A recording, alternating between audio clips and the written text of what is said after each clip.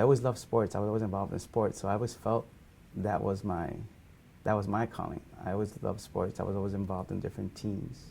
So, being around other people, playing different things, having fun. That was my calling. I felt that was what I wanted to do, was play sports.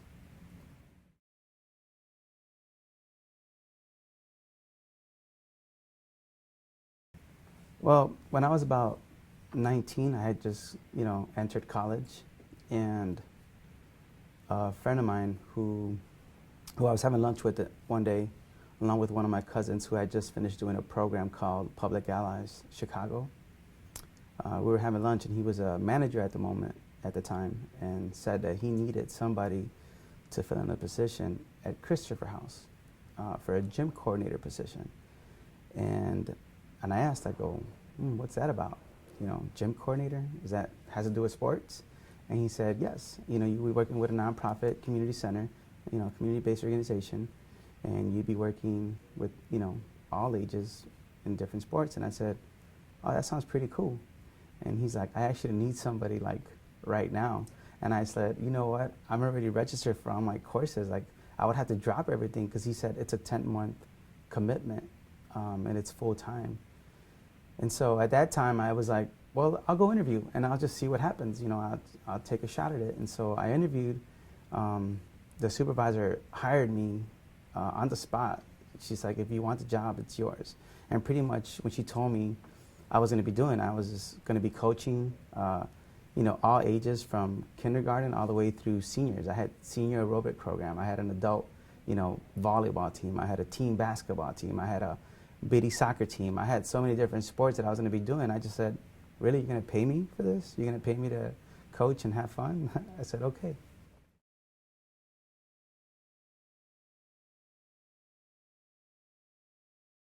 Unfortunately, you just can't play basketball for the rest of your life, right? You have to actually work. So I continued to go to school full time as I was working full time. It was really, it was hard. It was a challenge, but I managed to get my degree in PE. And the reason why that was my passion. I love sports, and I just felt it was something I already knew that I liked doing. I liked coaching, and so. Unfortunately, working for a community-based organization, you're not going to make a lot of money. And when you get married and have kids, you need to think about others, not just yourself. Unfortunately, I had to quit, working full-time, but I've been working part-time for them for quite a while now. I've been there since, and I'm still currently working there. So it's almost been 20 years. But I continue to go there because I know a lot of these students since they were 4, 5, 6 years old. And now they're in college. Some of them have graduated. Some of them are still in the program, and they're, 16, 17 years old. So for me, being able to have that connection with the families, with the students that I, work with, to me, is not really work. It's just something that I like doing.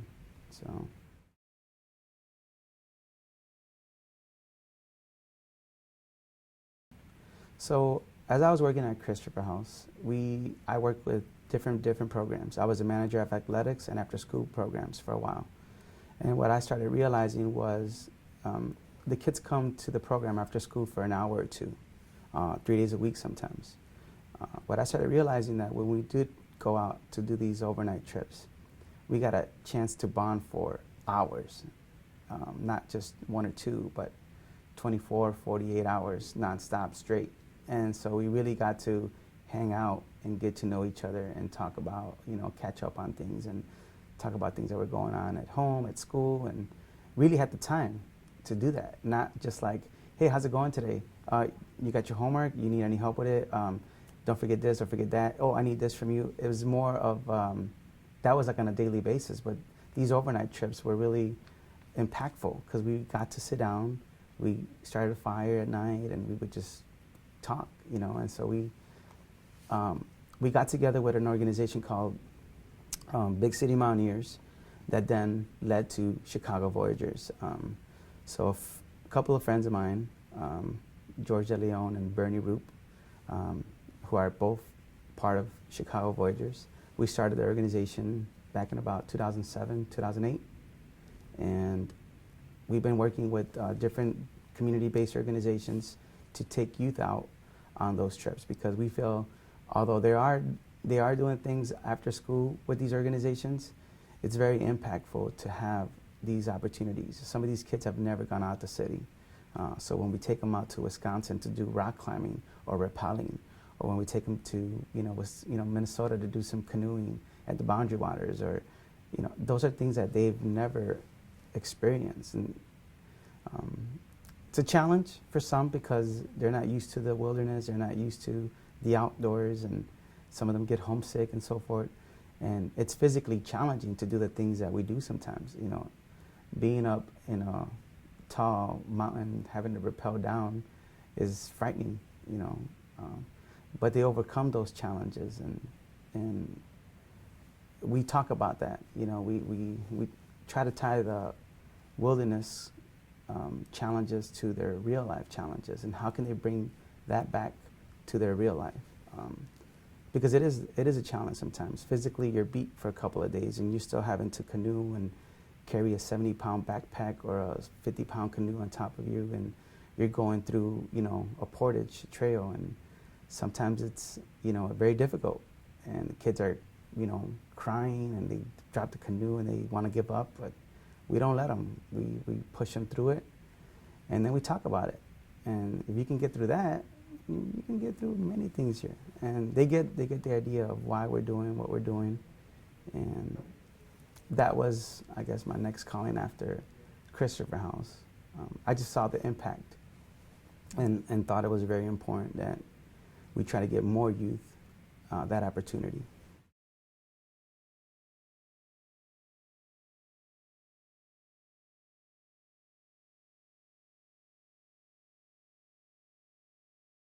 I've thought about it, and one of the things that I feel is a calling, and many times I've felt the pressure financially to do other things. And so I've always kind of like prayed to God and said, I love what I'm doing. I'm doing something good.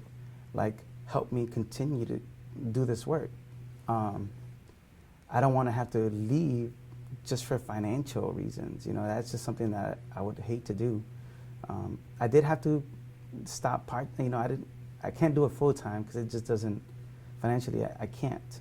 I had to go and use my teaching degree and teach and make some more money for my family.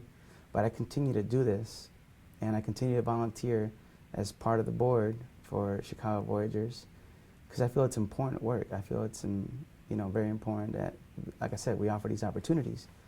But I have thought about that, and I have prayed, and I said, man, if I could just not have to worry about anything like financially, I would go back to Christopher House in a heartbeat, and I would just do that, and I would work with Chicago Voyagers, and I wouldn't have to teach. Like, I teach because I have to, and I like it, but if I could have a choice, I would do Christopher House or Chicago Voyagers.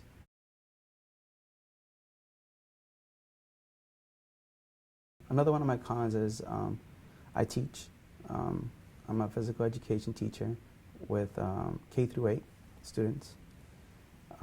And I could, tell you a lot of different stories of how I feel I help the students out in different situations. Sometimes I just don't teach PE. I have to stop and see what the situation is, or if there's an issue or a problem, address it. And sometimes it has nothing to do with physical education. Sometimes it has to do with them getting along and seeing that others need help. For example, I had a student today, a couple of hours ago, where he has special needs, and he likes to bother other students. And so he'll go around and he'll push or hit somebody, and they'll chase him around. And hey, none of that, stop it. Come sit next to me. You need to take a time out next to me. And I already know how he is. Well, today he slipped and fell, and while they were chasing him, and hit himself. Like, when he fell on his arm, kind of like bumped his forehead a little bit, and I had to stop the whole class, and we sat in a circle. And I said, we all know James has, special needs. what can we do to help him in our classroom? Do you think we should continue to chase him around? Is that helping us? And so that has nothing to do with physical education. I mean, we were doing a circuit training that we were working on that dealt with their bodies, their health, and exercising and so forth. And they went from one station to another with groups, and it was about choices and making choices and coming together, communicating with one another. And so the situation with James had nothing to do with physical education, but you have to address those things as well. And the students started realizing, like, yeah, I realize that he does that a lot for attention because, he doesn't have a lot of friends, but okay, so how can we help him with that? Well, we can help him by telling him, come and join us, come and join our group, and, or James, look at what I'm doing, do what I'm doing, don't play around anymore, stop hitting him, versus chasing him around and, getting in trouble or trying to push him back. He doesn't know what he's doing sometimes. We need to help him. And so the class did a much better job after that 5-minute conversation in the circuit training. A couple of students went up to the student and were trying to help him along with the stations and redirecting him to do the right thing versus chasing him around. So those are the things that sometimes you just have to do. And that's just one example that just happened today, but I got hundreds more that occur on a daily, weekly basis,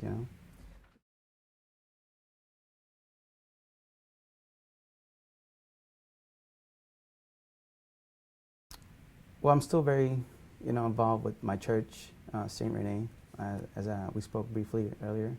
My kids go to Catholic school. My wife and I are firm believers in, Catholic upbringing. We go to church on Sundays. Our kids go to Catholic school.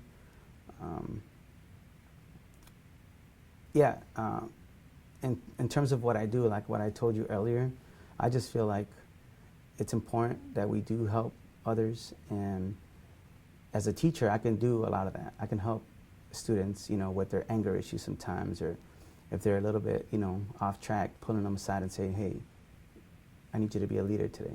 And I'll do that to them sometimes. I'll just say, hey, quit fooling around. I know you can do better. I need you to be my leader today. And they'll look at me and they'll be like, okay, I got you. And they'll kind of like try to work harder towards that. And I don't know, as a Christian, as a Catholic, I feel like that's what we're supposed to do. We're supposed to help one another. We're supposed to try to be better.